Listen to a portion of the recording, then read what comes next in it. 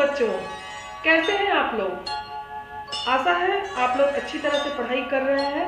और जैसा कि हम लोग राम लक्ष्मण परशुराम संवाद का अध्ययन कर रहे हैं और इसके 4 पदों का अध्ययन हम लोग कर चुके हैं और ये अवधी भाषा में लिखा गया है, तुलसीदास जी द्वारा लिखा गया है और पाठ बोरिंग ना लगे आप लोगों को, इसीलिए मैं इसे थोड़ा मनोरंजक और आकर्षक तरीके से आपके सामने पेश कर रही हूँ ताकि आपको थोड़ा समझने में आसानी हो और आप इसे मनोरंजक तरीके से समझें और आपको बोरिंग ना लगे।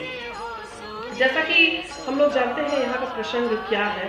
ये प्रसंग ये है कि जब सीता का स्वयंवर होने वाला था तो रामचंद्र जी के छूते ही धनुष टूट जाता है और उसी समय परशुराम जी क्रोधित होकर के आते हैं और उसी स्वयंवर सभा में राम जी, परशुराम जी और लक्ष्मण जी के बीच में जो बातचीत होती है उसी का यहाँ पर वर्णन किया गया है, जो कि रामचरितमानस के बाल कांड से लिया गया है और बहुत ही सरलता से, बहुत ही सहजता से और बहुत ही आकर्षक तरीके से मैं इसे अपने छात्र छात्राओं के लिए प्रस्तुत करना चाहती हूँ ताकि वो पढ़ने में रुचि ले। तो बच्चों, ये पाठ मुश्किल नहीं है।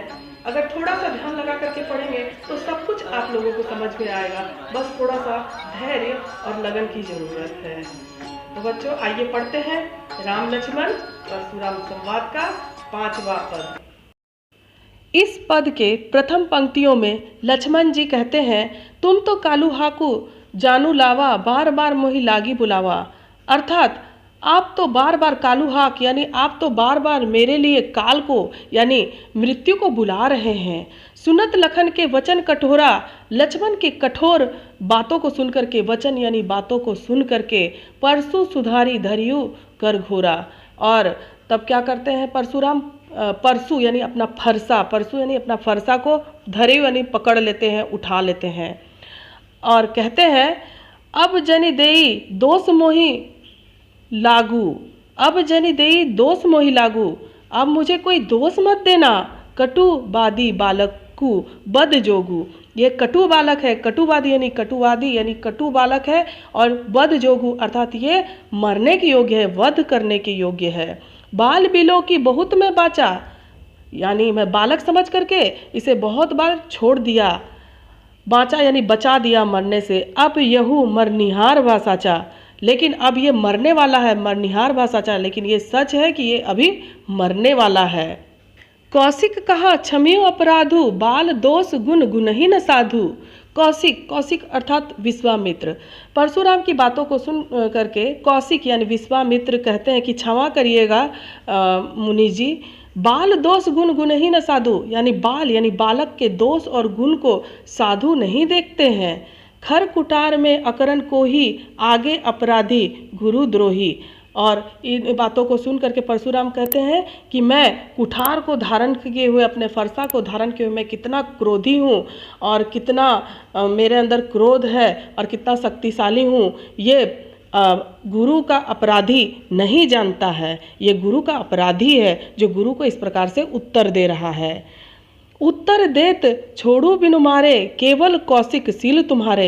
यहाँ परशुराम जी कहते हैं कि उत्तर देत छोड़ू बिनु मारे, अर्थात मैं सिर्फ इसको उत्तर दे करके बिना मारे हुए छोड़ रहा हूँ, केवल कौशिक, कौशिक यानी विश्वामित्र, आपके सील के कारण मैं इस बालक को छोड़ दे रहा हूँ।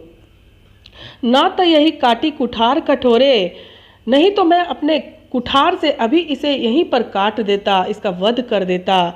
गुरु ही उरिन होते श्रम थोरे, और मैं गुरु के ऋण से मुक्त हो जाता।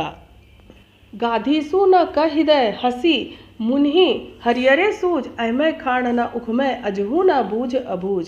गाधीसु यानी यहाँ पर गाधी के पुत्र विश्वामित्र, वो मन मन में हंसते हैं और मन में सोचते हैं कि मुनि परशुराम को हरियरे सूझ, यानी मुनि परशुराम को तो सिर्फ हरा हरा ही सूझ रहा है, ये इन बालक को तो पहचानते ही नहीं है कि ये कितना शक्तिशाली बालक है। अयमय खाण न उखमय, अजहू न बूझ अबूझ, अर्थात कि अयमय, अयमय यानी लोहे का बना हुआ खाड़, और उखमय यानी गन्ने का बना हुआ खाड़। अर्थात लक्ष्मण कोई साधारण बालक नहीं है जिसे वो गन्ने का खाड़ समझ रहे हैं, वो तो लोहे के बने हुए खाड़ के समान है। अर्थात वो इतना शक्तिशाली है। और इसी बात पर कौशिक यानी विश्वामित्र को अपने मन मन में हंसी आती है। विश्वामित्र हंसते हैं, परशुराम की बातों पर अपने मन में सोचते हैं।